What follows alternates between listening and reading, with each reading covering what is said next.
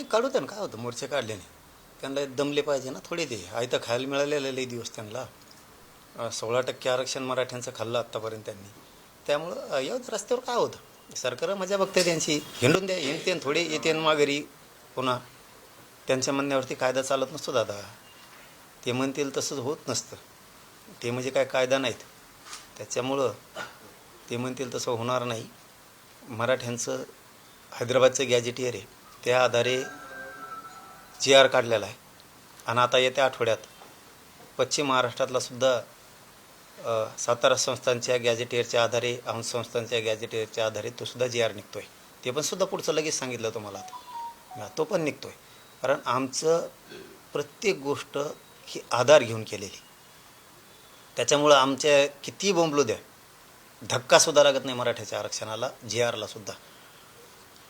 मात्र एक आम्हाला खंत आहे राव, मराठ्यांना काय द्यायचं म्हणलं की नियम लागतात, आणि त्यांना काय द्यायचं म्हणलं की मात्र नियम लागत नाहीत. हे मात्र खूप खंत आहे बरं का आमची. कारण त्यांना काहीच बघितलं जात नाही, लगेच आरक्षण दिलं जातं, योजना दिल्या जातात, न मागता त्यांच्या अंगावरती फेकलं जातं. आम्हाला मात्र संघर्ष करावा लागतो नियमात असूनसुद्धा. ही मात्र मोठी खंत आहे आमची. आमच्या नोंदी असूनसुद्धा आम्हाला संघर्ष करावा लागतो, झगडावं लागतं. आमचं गॅजेट असून आम्हाला झगडावं लागतं, झुंजावं लागतं. सगळे पुरावे असूनसुद्धा आम्हाला त्रास होतो, मुद्दाम दिला जातो. ही मात्र खंत आहे. परंतु आम्ही कणखर खंबीर आहेत. आम्ही लढून मिळवणार आणि मिळवलेलं जाऊसुद्धा देणार नाहीत. आता GR निघाला आहे, मराठे सज्ज झालेले आहेत. आता प्रमाणपत्रासाठी मराठ्यांनी तयारी सुरू करणं गरजेचं नाही. पण तो GR तुमच्या दबावात बाहेर काढलाय असं त्यांचं म्हणणं आहे, तर आमच्या दबावात रद्द करा. आता आम्हीही ताकद आहोत मोठी असंही मांडत आहेत वारंवार हे सगळी मंडळी. नाही, असं दबावात कोणाचा GR निघत नसतो आणि दबावात कोणाचा रद्द पण होत नसतो.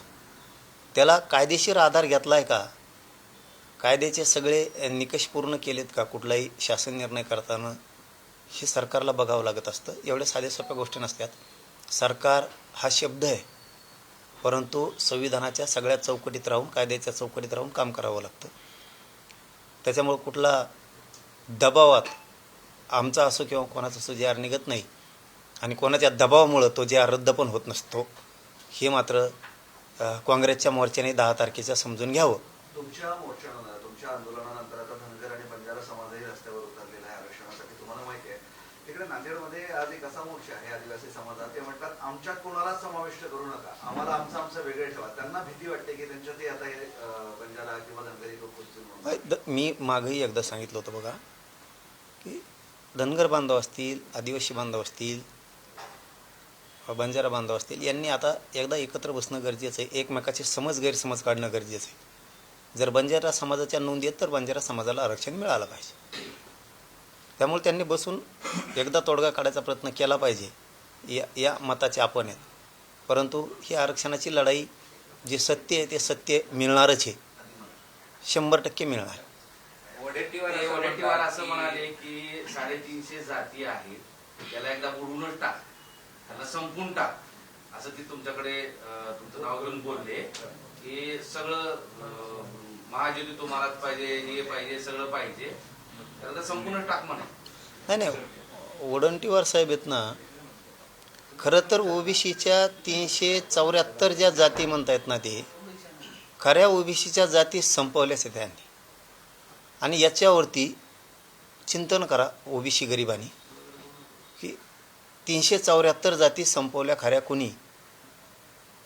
ह्या वडट्टीवार साहेबाच्या वक्तव्यावर OBCने विचार करणं गरजेचं आहे. कारण OBCंना यांनी खोटं आणि बोगस आरक्षण दिलं आमचं 16% मराठ्याचं, हे समजून घेणं गरजेचं आहे. खरा घात OBCंचा केला असेल तर यावल्याच्या अलिबाबांनी, आणि हे आता हे काँग्रेसचे वडट्टीवार साहेब किंवा त्यांचे कोण कोण लीडर होते पूर्वीचे, त्यांनी मराठ्याचं आरक्षण, त्यांना माहीत होतं ना, 14% आरक्षण हे मंडल कमिशननं OBCला दिलं. ही आपलं पक्की रजिस्ट्री झाली. आता मग 16% आरक्षण हे मराठ्याचं आहे, हे मराठ्याच्या नावावरती आहे हे माहीत असताना सुद्धा दिलं, याचा अर्थ ओबीसीची खरी फसवणूक आणि वाटोळं जर उद्ध्वस्त कोणी केलं असेल तर ओबीसीच्या नेत्यानंच ओबीसीला उद्ध्वस्त केलं आहे. कारण आमचं आरक्षण आम्हाला 16% माघारी मिळणार आहे. अहो ज्यांनी दिलं त्यांचा उपकार नाही आणला. ज्यांनी दिलं आमचं तर दिलंच हो, आमचं तर वाटोळंच केलं देणारांनी. ज्यांनी आमचं 16% आरक्षण 1954ला दिलं, उदाहरणार्थ पवार साहेबांनी, त्यांनी आमचं वाटोळं केलं समजा, पण त्यांनी आमचं दिलं. अहो ज्या पवार साहेबांनी यांना आरक्षण दिलं त्यांचा सुद्धा उपकार ठेवला येईनी. वडीलकीवार असं म्हणतात ही सत्तेची दादागिरी आहे आणि एकाच समाजाला एवढं कसं द्यायचं. आणि शिवाय त्यांनी असं म्हटलं द्यायचंच असेल तर तुमच्या हातामध्ये बंदूक आणि तलवारी द्या आणि छाटून टाका आमच्या सगळ्यांची मुलगी. नाही ती प्रयोग त्यांना करायचा. येवल्यावल्याचे शब्द आहेत ते परळीच्या टोळीनं घेतलेत आणि आता नवीन एक भिडू भेटला आहे त्यांना, वडंटीवार साहेब यांच्या तोंडून ते फक्त ओढून घेतात. कारण ती तलवारीची, दांड्याची, कोयत्याची, शेरोशायरीतून तलवारीची, आणखीन त्या बंदुकीची भाषा ही त्यांची आहे. त्यांना ते जातीय दंगली घडवून आणायच्यात ही त्यांचा प्रयोग आहे. आम्ही तसे असतो तर गोरगरिबाला आम्ही आमच्या इतकंच सांभाळतो, जीव लावतो, गोरगरीब ओबीसीला सुद्धा. आणि ओबीसीला आमच्याबद्दल थोडाही धाक नाही, कारण आम्ही उलट्या काळजाचे नाही आहेत. हे राजकीय स्वार्थासाठी ओबीसीच यांनी डावावर लावला आहे. इतक्या उलट्या काळजाचे ते हे जातीचे नेते, सध्या स्वयंघोषित स्वतःला ओबीसीचे नेते म्हणतात ते, त्यांनी स्वतःच ओबीसी संपवण्याचा ठरवलेला आहे.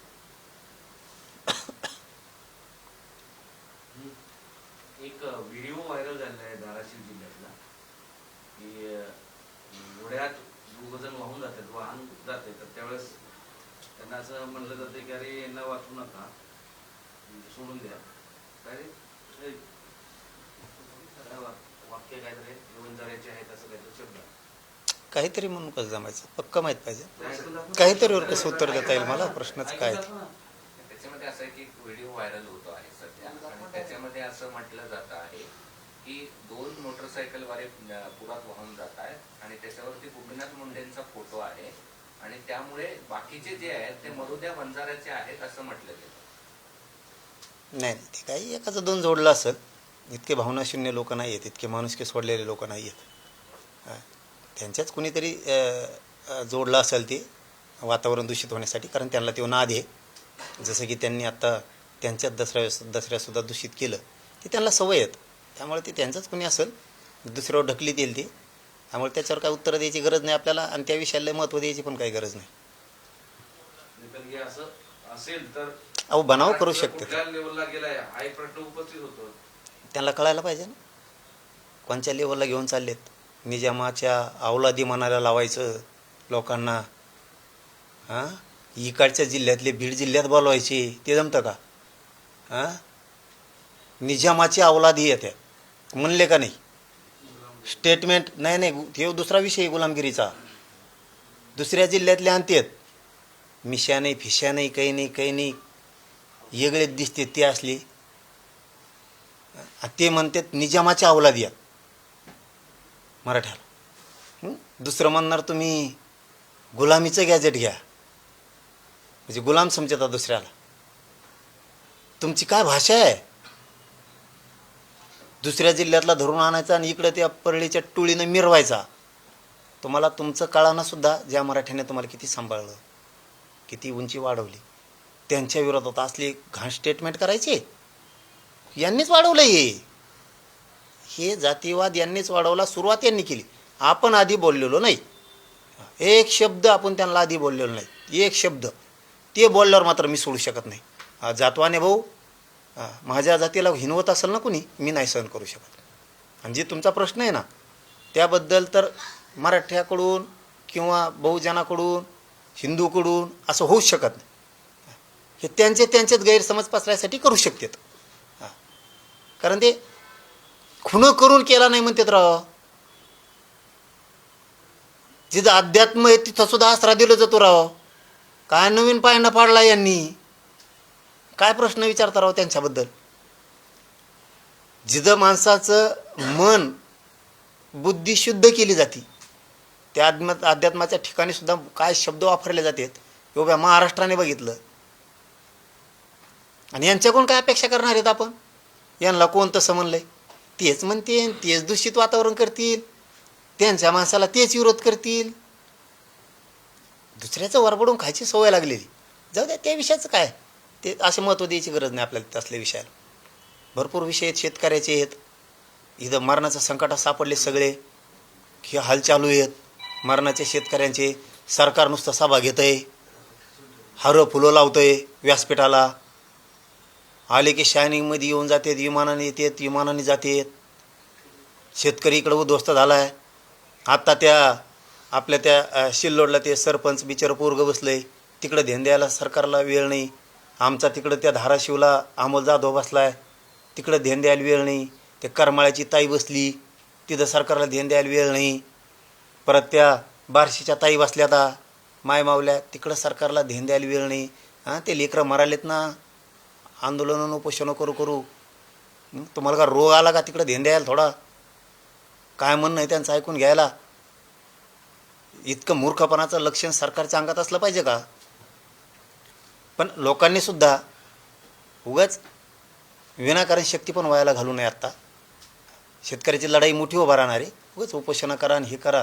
आत्ता शक्ती व्हायला घालायला नाही पाहिजे. एकजुटीनं शेतकऱ्यांना न्याय मिळत, उगाच इकडे एक जण बसला आणि तिकडं दुसरा जण बसला आणि तिकडं तिसरा जण बसला, हे करण्यापेक्षा सगळ्यांनी थांबलं पाहिजे आणि एक जीवानं एका ताकदीनं लढा शेतकऱ्याला न्याय मिळण्यासाठी लढला पाहिजे. कुणीही उगाच शक्ती व्हायला घालू नये. अतिवृष्टीग्रस्त शेतकरी जे आहेत त्यांना मदतीसाठी राज्य सरकारने अजून कुठलाच प्रपोजल केंद्राला दिलेलं नाही. देणार पण नाही. मदत मिळेल की नाही दिवाळीपूर्वी? घेणार आम्ही. आमच्यावर आम्हाला शक्ती आहे ना, विश्वास आहे ना आमच्या शक्तीवरती.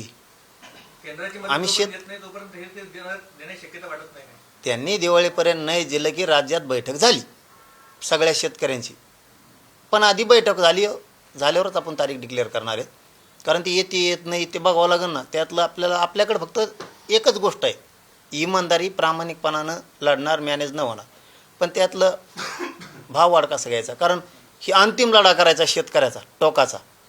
मग शेतकऱ्याचा जर टोकाचा अंतिम लढा करायचा ठरला असेल, पुन्हा पुन्हा शेतकऱ्याने आयुष्यभर आंदोलनं उभ्या नाही करायची, एकदाच उभा करायचा आणि त्याचा तुकडाच पाडायचा. जसं की मी मराठा आरक्षणाचा तुकडाच पाडला 2च वर्षात, तसा तुकडाच जर पाडायचा असेल आणि सुखी समाधानी शेतकरी करायचा असेल तर त्याच्यातले ज्ञानीसुद्धा येणं गरजेचं आहे. त्या शेतकरी संघटनेंनी जे आयुष्यभर कामं केले ते सुद्धा येणं गरजेचं आहे. ते आल्यावर बैठक घेऊ आणि मग पुढची आंदोलनाची तारीख आपण डिक्लेअर करू. त्यांनाही आपण बोलवणार आहे. दिवाळी झाल्याच्या नंतर एक ठिकाण ठरवू.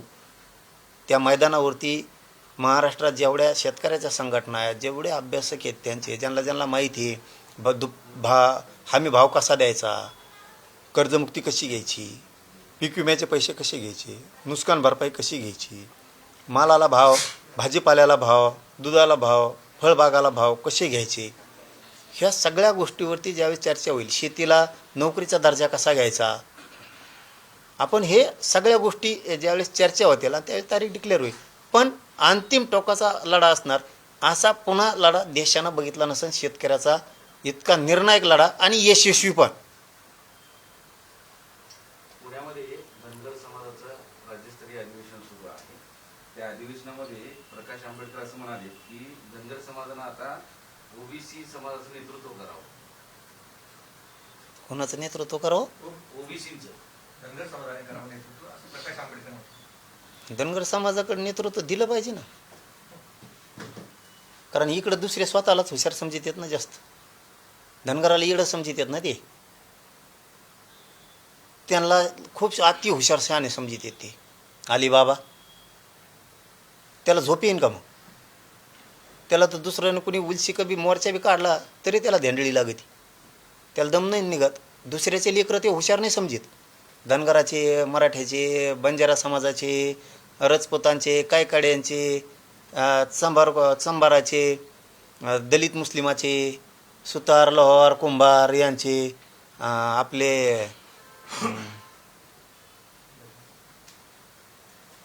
आणखीन बऱ्याचशा 300-350 जाती आहेत त्याच्यात. कहार समाज आहेच ना. हे लोक हुशार नाहीत का? तुम्ही हुशार आहेत का? ही सवय असते लागलेली, खोड असते ती. काय मिळवतं मलाच, दुसऱ्याला नको, या उद्देशाचं आहे. आणि त्यांनी ना कोणाचं ऐकून ओबीसीचं नेतृत्व करण्यापेक्षा आणि त्या नादात पडण्यापेक्षा धनगर बांधवांना आपल्या जातीला आरक्षण एसटीतून कसं मिळणं यासाठी ताकद लावावं. लोक भरेवर घालते ना, हरभऱ्या झाडावर चढीते. ओबीसीचे नेते व्हा, नामक्याचं व्हा, तमक्याचं व्हा. ओबीसीचा नेता नको, कोणाचाच नको. आपल्या जातीची आपण लढाई लढावी आणि त्या गोरगरीब धनगराच्या लेकराला आरक्षण मिळून द्यावं, यासाठी ताकद खर्च करावं. नेता बनण्यासाठी किंवा श्रेयवादाच्या लढाईसाठी धनगरांनी आपली ताकद वायाला घालू नये. आणि विशेष करून परळीच्या टोळीचं ऐकून मराठीच्या विरोधात तर धनगरांनी अजिबात त्यांची ताकद वायाला घालू नये. सध्या छगन भुजबळ तुमच्यावर काहीच बोलत नाही, शांत दिसतायत. त्याऐवजी आता वडेट्टीवार आलेली आहेत. नाही, त्यांनी आतून ठरवून केलंय. त्यांनी आतून ठरवून केलंय की आम्ही सत्तेत येत आणि आम्ही सत्तेत असल्यामुळं आम्हाला डॅमेज करायचं आहे देवेंद्र फडणवीसांना. तिथं एक अशी चर्चा मला ऐकायला मिळाली, सांगू का?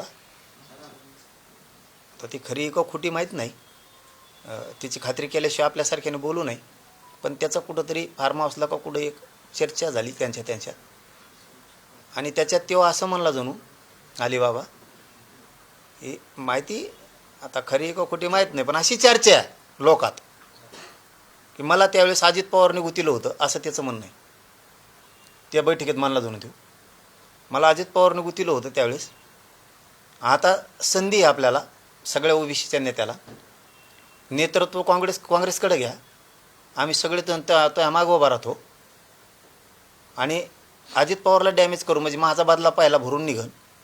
आणि फडणवीसची सुद्धा तुंबडी बंद होईल. तुंबडी या शब्दाचा अर्थ मला नाही कळाला, त्याची सुद्धा बंद होईल. पण आपला घाव ओबीसीचा कळून देऊ नका, अशा स्वरूपाचा आपण चालाव. मी मुंडेला सुद्धा याच्यात उठवलं आहे, असं त्यांच्या तिथं काहीतरी खाजगी चर्चा झाली. आणि ही लोकात चर्चा आहे. काल नाशिकचे काही लोक आले होते, ते सांगत होते. भुजबळ आणि वडेट्टीवारांची अशी युती झाली आहे का? हा, आतून सगळे एक झाले म्हणे. ते आपण पाठपुरावा सगळ्यांनी करायचा, कळू द्यायचं नाही. म्हणजे माझाही पूर्वीचा बदला नाराजीचा निघल. आणि फडणवीस हा आपल्या ओबीसीसाठी जड आहे. मग जर आपण आतून एक झालो तर आपली ओबीसीची सत्ता येऊ शकते. पण हे बाहेर कळू देऊ नका. मग आता ही खरी का खोटी चर्चा माहीत नाही, पण जर तपासाला लागले तर ती खरी निघू शकते. कारण तितक्या आतल्या गाठीचा तो हाई अलिबाबा. कारण ज्या शरद पवार साहेबांनी त्याला मोठं केलं, तो पक्ष मोडला त्यांनी. ज्या शरद पवार साहेबांनी त्याच्या म्हणण्यावरती मराठ्यांचं आरक्षण त्यांना दिलं, त्यांचासुद्धा आमचं तर जाऊ द्या हो, आम्ही आमचं तर मिळूच. पण ज्या माणसानं दिलं शरद पवार साहेबांनी त्यांना, त्यांचा तरी उपकार त्यांनी ठेवायला पाहिजे होता, त्यांचा नाही ठेवला. ज्या शिवसेना प्रमुख बाळासाहेब ठाकरे साहेबांनी मोठं केलं, त्या माणसाला बाळासाहेब ठाकरे साहेबांना, त्या शिवसेना प्रमुखाला जेलमध्ये पाठवणारा एकमेव नासका आणि नालायक माणूस असेल तर छगन भुजबळ. ज्यांनी मोठं केलं त्यालासुद्धा खड्ड्यात घातलं. आज अजित पवारांनी त्यांना मोठं केलं. आज अजित पवारांविषयी सुद्धा प्रचंड मोठं षडयंत्र तयार करायला लागला आहे. नसता परळीचं घराणं शक्यतो त्यांच्या विरोधात बोलत नव्हतं. परळीचं घराणं अजित पवारांच्या विरोधात बोलत नव्हतं, कारण परळीचं अर्ध घराणं संपलं होतं. पवारांमुळं अर्ध मुंडेंचं घराणं, परळीचं घराणं मोठं झालं. ते सुद्धा या छगन भुजबळच्या षडयंत्रात सहभागी झालेत संपवण्याच्या त्यांना.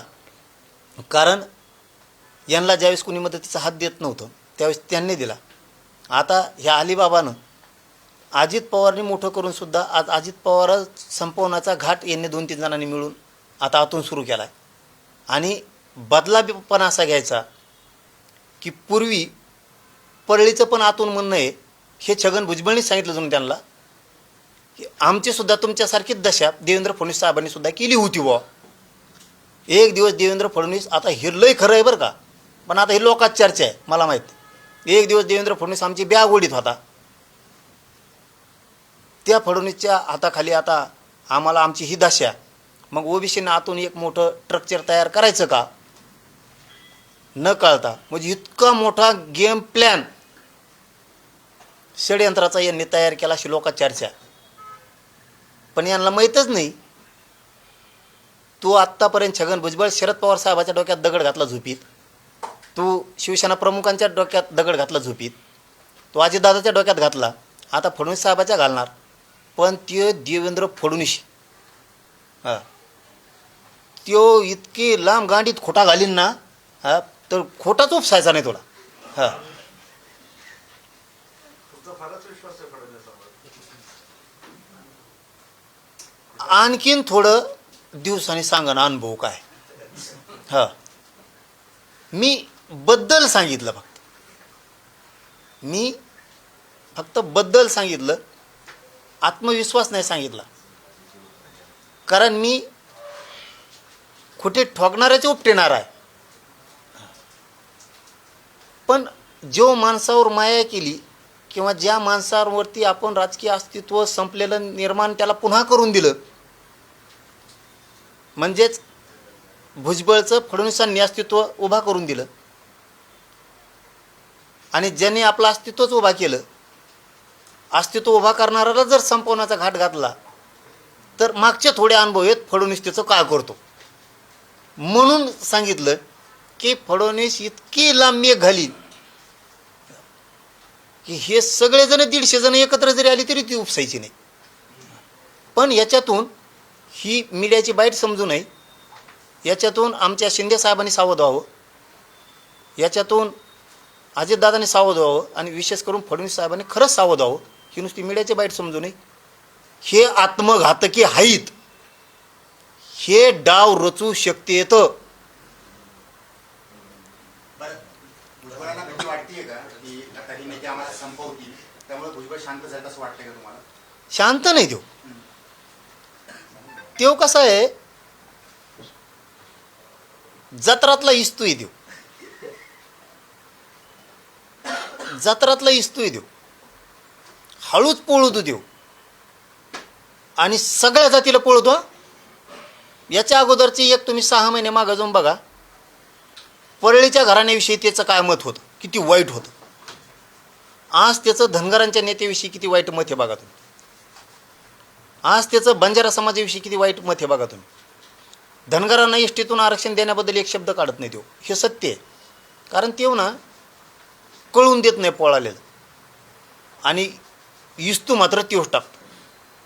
म्हणून आमच्या शिंदे साहेबानं, अजितदादानं आणि विशेष करून फडणवीस साहेबांनी थोडं सावध होणं गरजेचं आहे. याला बाईट समजू नये. हा माणूस थांबवणं खूप गरजेचं आहे. नसता हा माणूस जातीवादाच्या दंगली 100% लावू शकतो. मोर्चे निघतायत, मग मोर्चाला उत्तर मोर्चानेच देणार की शांत राहून ती भूमिका घेणार? कोण आम्ही? ओबीसी समाजाचे बरेचसे मोर्चे निघतायत, काँग्रेसही इकडे आक्रमक झालं, मग मोर्चाला मोर्चाने उत्तर देणार का? नाही नाही नाही, आम्ही काय नाही देणार आता उत्तर फेतर. चलून दे, हिंडून दे त्यांना, काढून दे जरशी मोर्चे, काढून द्या ना. सरकार माझ्या बघतंय, काढून दे. काय होत मोर्चे काढे म्हणून येते, एक दिवस आरडते, बोंबालते, जाते घरी. कारण ते काँग्रेसचा मोर्चा आहे, ओबीसीच मोर्चा आहे. काय देऊ? ओबीसीच मोर्चा नाही देऊ, काँग्रेसचा मोर्चा आहे. कारण ते काँग्रेस संपलंय. तुम्ही राहुल गांधींना लाल्या म्हणाले म्हणून बऱ्याच जणांच्या भावना दुखावल्यात. कोणाच्या तो खाल्या भाऊ? त्यांच्या पदाधिकाऱ्याच्या. कोण आहे व पदाधिकारी त्याचा? त्यांचं मत असं आहे की तुमच्यावर कारवाई करण्यात यावी. काय करतो कारवाई? मग काय करतो कारवाई? काय काढी तू का मग? काय कारवाई करतो? लाल्या म्हणजे काय? इकडे येऊन हे बोलतो जमतं का? कुणी उभा केलं काँग्रेस? मराठ्यांनी उभा केलं का? कोण आहे ते कारवाईवाला? कोणासाठी बोलावं? अरे ज्याला कशाचं काय पिकाचं काय येतं हेच माहीत नाही. एकदा ते जालन्याला का वाल ते 46 वर्षापूर्वी काहीतरी, आणि जालन्यात रॅली सुरू होती, आणि त्या रॅलीत तिथं गुळाच्या ढेपी होत्या, आणि त्या गुळाच्या ढेपी बघितल्यावर ते म्हणले तिथं खाली उतरून, हे कोणाच्या झाडाला येतं, कोणच्या झाडाला येतं? गुळाच्या ढेपी झाडाला येत असतात काय? आणि त्यांची बाजू घेता का तुम्ही? काय चुकीचं बोललो आम्ही?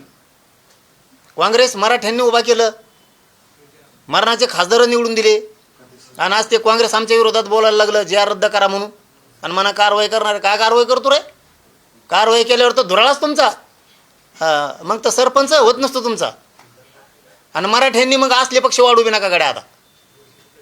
हा बघ गड्यानो, मराठ्या हो, स्वाभिमानी बना, कडवट कट्टरपणा, शेतात काम करायचं, कचाकच कष्टाने पैसा कमायचा. हां, कोणाच्या दारात झोकायला जायची गरज नाही, कोणाला काम मागायला जायची गरज नाही, काय वाकायचं नाही कोणापुढं निवडून यायसाठी. हो, काही गरज नाही. असले जर पक्ष असतील नाही काँग्रेससारखे आणि हे जर आपल्यावर बोलून कारवाई यांनी, ते कोण कारवाई करायचं म्हणतो ना, त्यांनी त्याच्यावर कारवाई करायला पाहिजे. कोणावर?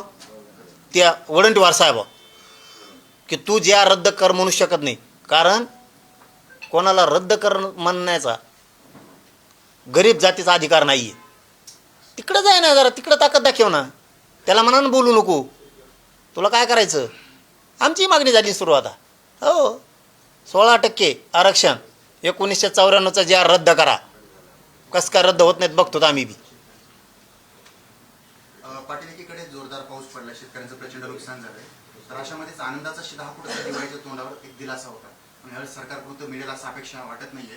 शेतकऱ्यांची दिवाळी पुन्हा एकदा काळी दिवाळी होऊ शकते. तुम्हाला काय वाटतं? अशा योजना असतात त्या सुरू ठेवायला पाहिजेत, बंद करायला पाहिजे? नाही नाही, बंदच करते ते. गेल्या वर्षी ते आनंदाचा शिरा होता, ते कोंकड गेला गाणू, ते भुंग्यान खाल्लेलं दाळण ते बंद झालं. ते तेल द्यायचे ते वंगण असल्यासारखं, ते बी नाही. काय हे बघा, आमच्या लेकरा बाळांना कुठंतरी सोयाबीन, बाजरी, गहू विकून, कापूस विकून आता गोड दिवाळी करायची होती. 2 घास गोड खायचे होते. आमचे संसार उद्ध्वस्त झाले. आम्ही दिवाळीपर्यंत वाट बघणार. शेतकरी राज्यातले पुरे एक येणार, जातफीत खड्ड्यात गेली. शेतकरी म्हणून, आपली शेतकऱ्याची जात म्हणून, शेतकरी आपला बाप म्हणून सगळे एका जागेवर येणार. अशी वेळ येऊ शकते, नेत्यालाच महाराष्ट्रात राहता येणार नाही. शेतकऱ्याच्या पदरात न्याय टाकणार म्हणजे टाकणार. चॅलेंज सांगतो, न्याय टाकणार शेतकऱ्याच्या पदरात. धन्यवाद.